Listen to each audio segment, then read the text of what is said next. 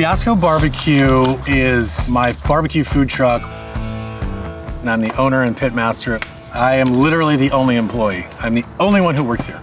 The vast majority of my career is on the wine side and the beverage side. And it turns out I could make it all the way to the top, becoming the beverage director for a 3-star Michelin restaurant called Jean-Georges. And then I took a step away from hospitality. Then when we moved to Austin, that's where I started teaching myself how to smoke meat. I opened Fiasco BBQ because number 1, I love barbecue. Number 2, I love cooking barbecue for other people. Number 3, I love a challenge. And number 4, I'm not afraid of it. Good morning, it's 4:25. My name is Eric, and this is Fiasco BBQ, my food truck in East Austin. First thing we have to do is get the fire lit so we can get the meats on the smoker by 5 o'clock. Let's go.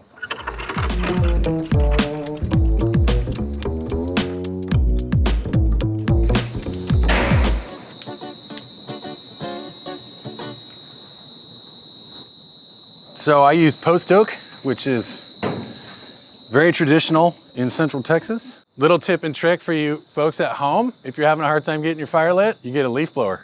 Because you're adding oxygen to the firebox, which is what fire needs. And as you can see right now, this fire is going. It is 4:39 a.m. and the current temperature is 80 degrees, 81% humidity. Yeah, I'm already sweating.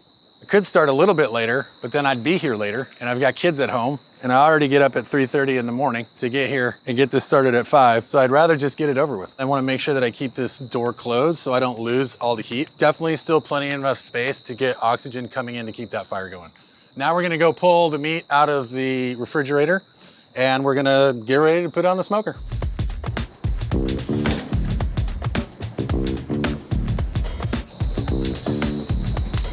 Brisket number 1. Brisket number 2. So these briskets will be for tomorrow. I'm also cooking 1 rack of pork ribs for today. I never really have any way to know when people are coming, so I just make sure I got everything ready to go at 11 o'clock. And I've got clean smoke coming out of my chimney. So the smoke that you can barely see lets you know that you've got good smoke. They call it blue smoke. Right now, you can't tell that it's blue, but later today, you'll be able to see it. I'm gonna give a quick check on the temp just to see what it's at. Right now, we're sitting at 250. I'm ready to put meat on now. Even if it was under 250, as long as I've got that clean smoke, I'm good to go. Yesterday, I trimmed and seasoned the briskets to dry brine overnight. They really take on a lot of flavor. The longer you can season these things, the better off you are. This is the second brisket going on the smoker.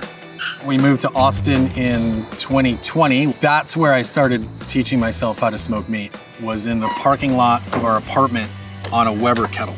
If you look back in my Instagram, you can see untrimmed briskets and meat pointed in the wrong direction. But you know, I just kept going and going and going, and trial and error and research and asking questions. And brisket was not something I did a lot at home because I would have to start at basically 3 o'clock in the morning with my smoker right outside the bedroom window.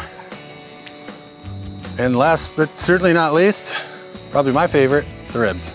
They're the first ones that I was able to do well consistently first. I like cooking them, I like eating them. So this is the pit at Fiasco. It's a big offset smoker. The fire is in the firebox here, gets pulled through the smoker by the chimney. That's what makes this the warmest part of the smoker.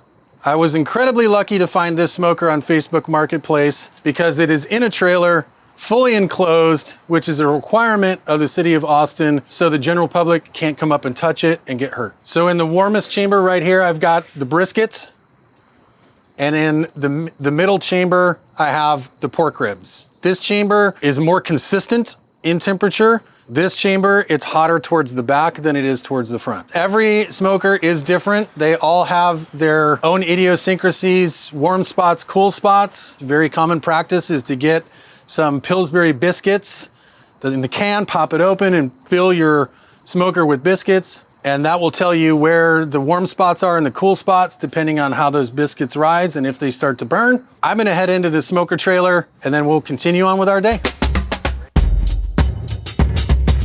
All right, it's just after 7 o'clock. So we're in the Fiasco BBQ food trailer. As you can see, it's not very big.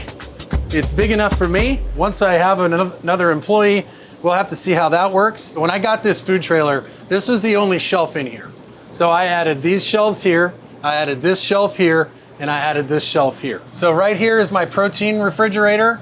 All my protein goes in here, and then this is my basically produce cooler over here where the sides and the pickled things come from. The warmer is one of the most important pieces of equipment for barbecue because what it does is it allows you to hold the meat at 140 to 150 degrees. That way it keeps it out of the temperature danger zone for bacterial growth, but it doesn't continue to cook the meat.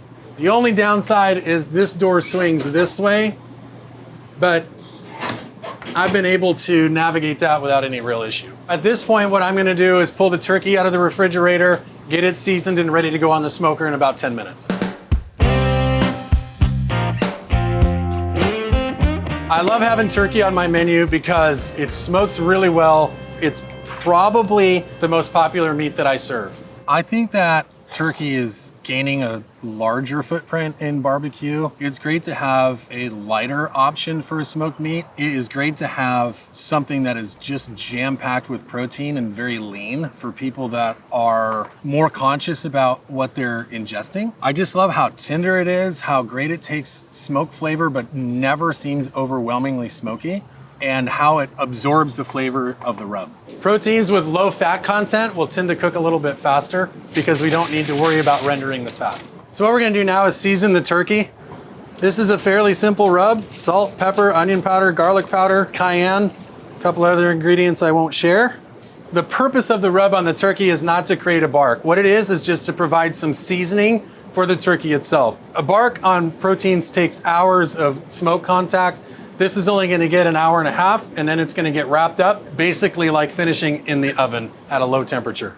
Because it's a little bit cooler, I wanna put the turkey on the middle chamber. This also gives us our opportunity to look at our ribs and brisket for the first time today. And I see that the ribs are looking really good. I'm gonna hit it with a little apple cider vinegar just to keep the top moist, keep it from drying out. And I'm now, oh, these are heavy.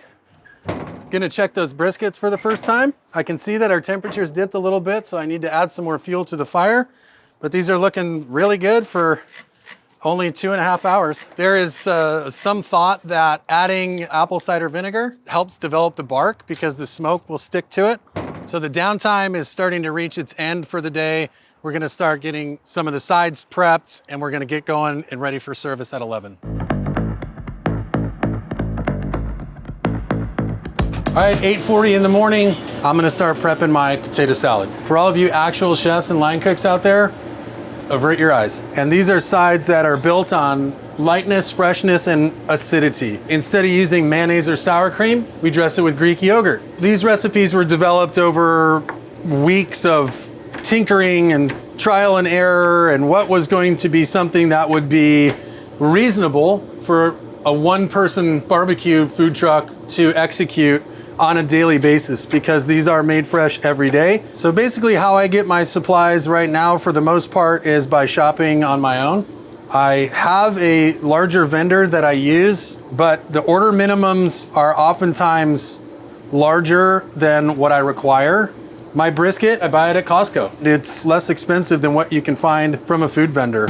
Literally everything for this business I do by myself, because not only am I the pit master and the prep cook and the cashier and the dishwasher and the porter, I'm also the purchaser, I'm also the accountant. What happens on Monday is I gotta balance my books.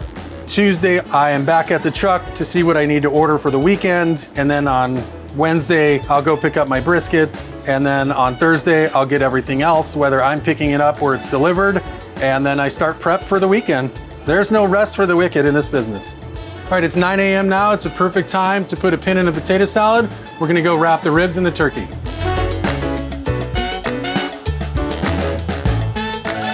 So now the turkey's been on for an hour and a half. I'm gonna wrap it up right now. It's taken on about as much smoke as it's really gonna take on, and I don't want the exterior of the turkey to get too firm.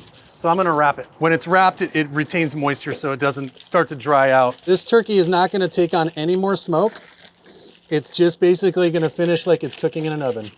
And now we'll get set up to wrap our rack of ribs. So the ribs take a few more steps to wrap because we're gonna add a glaze to them. I'm gonna pull the rack out I'm gonna lay down some brown sugar. The brown sugar will caramelize and add a really nice texture. It'll give it a little more sweetness, but that's not really what it's for. And then using the barbecue sauce will enhance the color of the rack of ribs as well. So it's gonna give it more concentrated, sort of deep red color with the glaze. It is a ketchup-based sauce like most barbecue sauces with black pepper, cumin, garlic powder, onion powder, again, a little cayenne because I like a touch of heat. I don't want the meat to pull too far from the bone, but I want that process to have started because if it's pulling too far back, that means it's getting really close to being done. And at that point, I might have to make the decision to just finish the ribs unwrapped. But that also means that, at least for today, I don't have the glaze that I want to use because I didn't have the time to do it. So that's wrapped up, ready. You can see it's already starting to bend. That's a good sign that it still has more cooking time to go. And I'm just gonna put it back in the smoker, meat side down. All right, it's 10 o'clock, time to get the burgers on the smoker. There's 5 of them. I make them by hand every day. I only make 5 every day. They're magically delicious, but I'm not trying to be a burger joint. What I love about a smoked burger is just the absolute juicy, tender, smoky flavor and texture. It's not grilled over high heat or seared. It's definitely gonna be much softer and more tender than anything like a smash burger because the idea behind that is sear the outside so you don't lose the fat, whereas what I'm trying to do is render some of that fat out and keeping it well integrated throughout all of the meat. Burger's not something you're gonna find in every barbecue joint in Austin, but you can find them. I wanna give somebody an option of something that's not barbecue. If they're in the neighborhood, they wanna get a quick lunch, I can bang out a burger from the food truck in no time. So they're still getting a great lunch, but it's not necessarily barbecue. So the burgers will smoke for about 45 minutes. At 10:30, I'm gonna flip them, and then I'll pull them at 10:45 and they'll go in the warmer.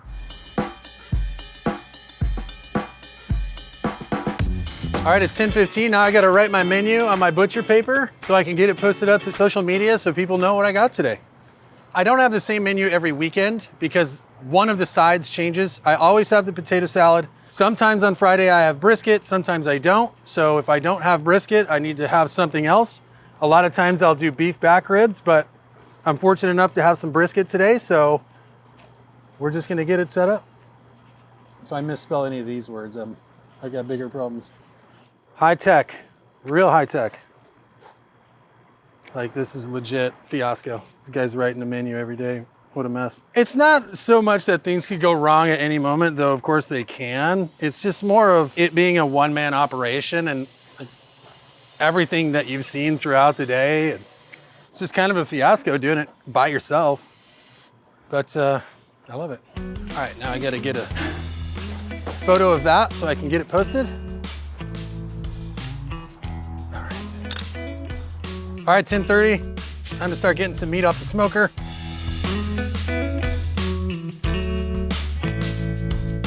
You never see me with a tray that doesn't have a foil wrap. That's because it saves a ton of time on warewashing at the end of the day. You don't want to be humped over a kitchen sink at the end of a long day scrubbing pans when you can just wrap them in foil and then throw that foil out. I am also the dishwasher, that is correct. First thing we're gonna do is flip our burgers. Also gives me an opportunity to check on the briskets, which looks good. So as you can see, you do start to get some grill marks on there just because this grate has been sitting in the heat all day long. It's in no way caramelizing the meat, it's just some grill marks.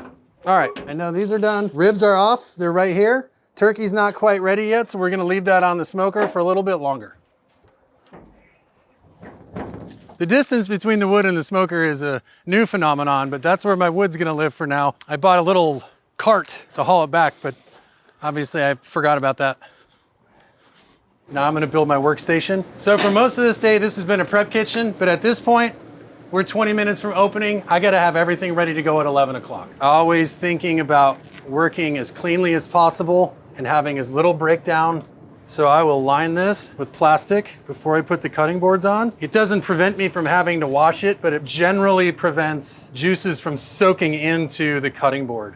All right, 10:45, time to pull the burgers out the smoker and get the cheese on them, get them in the warmer so that cheese gets nice and melty. After 45 minutes, between 265 and let's say 280, they come out about medium. They're gonna go in the warmer, so they're gonna cook up a little bit more, but they'll never get to well done. Good old American cheese. The best for cheeseburgers because it melts without splitting. All right, it's 11 o'clock. We're gonna pull that turkey off the smoker. It's where I want it to be at 150 and put it into the warmer. Well, if your turkey's dry, it's one of three things. You either cooked it too long, you cooked it too hot, or you didn't wrap it. All the prep is done. The meats are off the smoker and in the warmer. Briskets are still cooking for tomorrow. I'll keep an eye on that, keep an eye on the fire. We'll wrap those a little bit later this afternoon. But as of now, I'm open for business.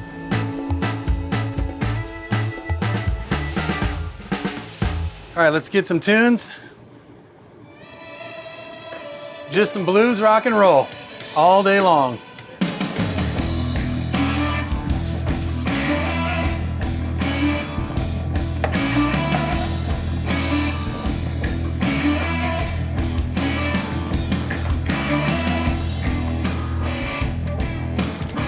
All right, y'all, the lunch rush is over, but I still got a lot of work to do. I got briskets on the smoker for tomorrow. I gotta clean this place up.